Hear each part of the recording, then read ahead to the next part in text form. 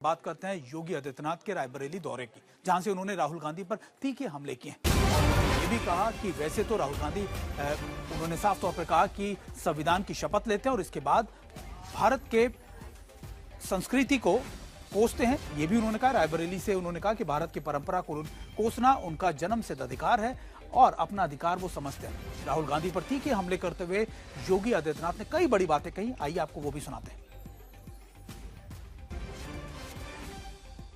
राहुल जी एक राहुल गांधी के रूप में आपसे देश बहुत अपेक्षा नहीं करता है,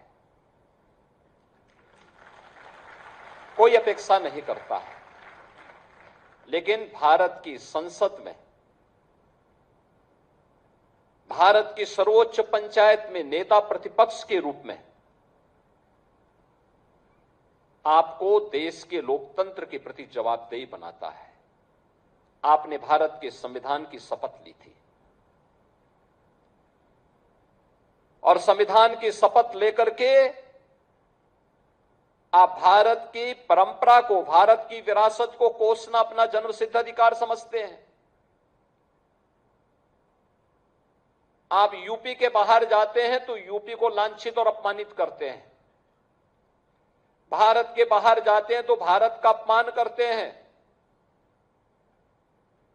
भारत की सेना जब सीमाओं पर दुश्मनों के खिलाफ लड़ती है तो आप भारत की सेना के जवानों से प्रमाण मांगते हैं। आतंकवाद के खिलाफ देश की लड़ाई में देशद्रोही तत्वों को आप प्रत्यक्ष और अप्रत्यक्ष रूप से प्रोत्साहित करते हैं। और देखिए, राहुल गांधी ने दरअसल पुणे के अंदर छात्रों की गूंज में एक बयान दिया था। उन्होंने लगातार मनुस्मृति को लेकर सवाल खड़े किए। तो उन्होंने कहा था कि ना सिर्फ महिलाओं के आरक्षण को लेकर बल्कि मोदी सरकार पर भी सवाल खड़े किए थे। और उसी के बाद अब बीजेपी आक्रामक हो गई है। यहां तक स्मृति ईरानी ने भी अब राहुल के इस बयान को लेकर उन पर पलटवार किया और कहा है कि अगर वो इतनी ज्यादा हितैषी है महिला आरक्षण को लेकर तो फिर वो महिला आरक्षण परिसीमन बिल का सहयोग करे, उसका समर्थन करे। कि एक माइंडसेट है, मनुस्मृति का माइंडसेट, महिलाओं को दबाने का माइंडसेट। तो आइडिया क्या है? ये जो महिलाएं हैं, जो लड़कियां हैं, ये हिंदुस्तान की स्ट्रेंथ है। आप इस देश की फाउंडेशन हो, आप इस देश के फ्यूचर हो। आपको पेट्रियार्की दबाती है, डराती है, धमकाती है, कंट्रोल करती है। मिलकर इस पेट्रियार्की को खत्म करना है।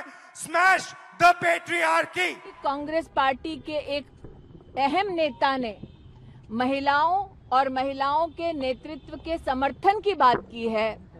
मैं उनसे कहना चाहती हूं विनम्रता पूर्वक, कृपया प्रधानमंत्री जी की इस मुहिम को कि देश की महिलाओं को संसद में नेतृत्व करने के लिए 33% आरक्षण का बिल त्वरित रूप से लागू हो, इस प्रयास में प्रधानमंत्री जी का सहयोग करें।